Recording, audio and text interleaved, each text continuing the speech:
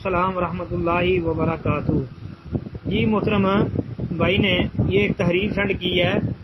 لکھا جی آپ کو یاد دہانی کروانی ہے، تمام لوگ اپنے بال کٹوا لیں، ناخن تراش لیں، پھر قربانی کے بعد بھی اپنے ناخن اور بال تراشیں۔ یہ عمل واجب ہے ماہ ذو الحجہ کی قربانی کرنے والوں پر، اور جو قربانی کی استطاعت رکھتا ہو اگر وہ بھی یہ عمل کرے تو قربانی کرنے والوں کے جیسا اجر پا سکتا ہے۔ اس پیغام کو کہتے ہیں اس حد تک پہنچا کر یاد دہانی کروا دیجیے۔ جی اس تحریر کے متعلق بھائی نے جو لکھا ہے، محترم بھائی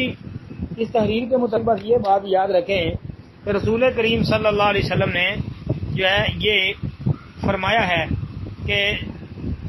جب تم ذوالحجہ کا چاند دیکھ لو اور تم میں سے کوئی قربانی کا ارادہ رکھتا ہو تو وہ اپنے بال اور ناخن کاٹنے سے رک جائے۔ یہ صحیح مسلم 3655 نمبر حدیث ہے، اس کے علاوہ سنن ابن ماجہ وغیرہ میں بھی موجود ہے، اور صحیح مسلم وغیرہ کے اندر ترمذی میں یہ بھی الفاظ موجود ہیں کہ جس کے پاس قربانی کا کوئی جانور ہو اور وہ ذوالحجہ کا چاند دیکھنے کے بعد قربانی کر لینے تک ہرگز اپنے بال اور ناخن نہ کاٹے۔ تو بھائی امام احمد بن حنبل رحمۃ اللہ علیہ نے ایسا آدمی جو قربانی کرنا چاہتا ہو تو اس کے لیے کہا ہے کہ اس کے لیے عشرہ ذوالحجہ کے دوران یعنی ان دنوں کے دوران بال اور ناخن کٹوانا حرام ہے، جی یہ جائز نہیں ہے۔ ہاں باقی جی جس بندے نے قربانی نہیں کرنی تو وہ بھی یہ اجر حاصل کر سکتا ہے۔ وہ ابو داؤد اور صحیح نے حبان مستدرک حاکم والی حدیث کے مطابق کہ جی صحابی نے کہا تھا کہ اللہ کے رسول میرے پاس مؤنث دودھ دینے والی بکری ہے، میں اس کو ذبح کر لوں؟ تو نبی علیہ الصلوۃ والسلام نے کہا تھا کہ نہیں، تو نماز عید کے بعد جو ہے اپنے ناخن اور بال وغیرہ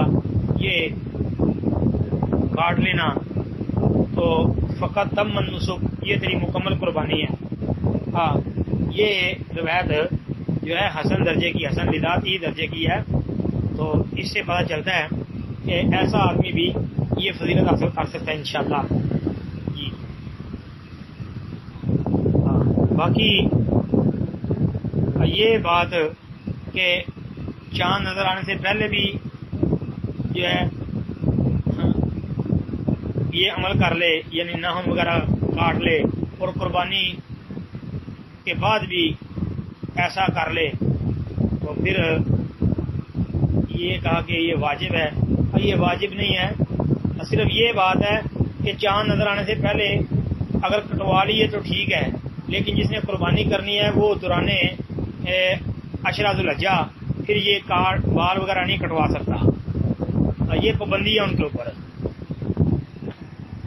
پھر وہ نماز عید ادا کر کے قربانی کر کے تو اس کے بعد ہی جو ہے وہ اپنے بال وغیرہ کٹوائے گا جس نے قربانی کرنی ہے، اور جس نے قربانی نہیں کرنی اس پر پابندی نہیں ہے، البتہ فضیلت ہے، جیسا کہ وہ میں نے حدیث آپ کے سامنے عرض کر دی ابو داؤد ابن حبان مستدرک حاکم والی۔ السلام علیکم ورحمۃ اللہ۔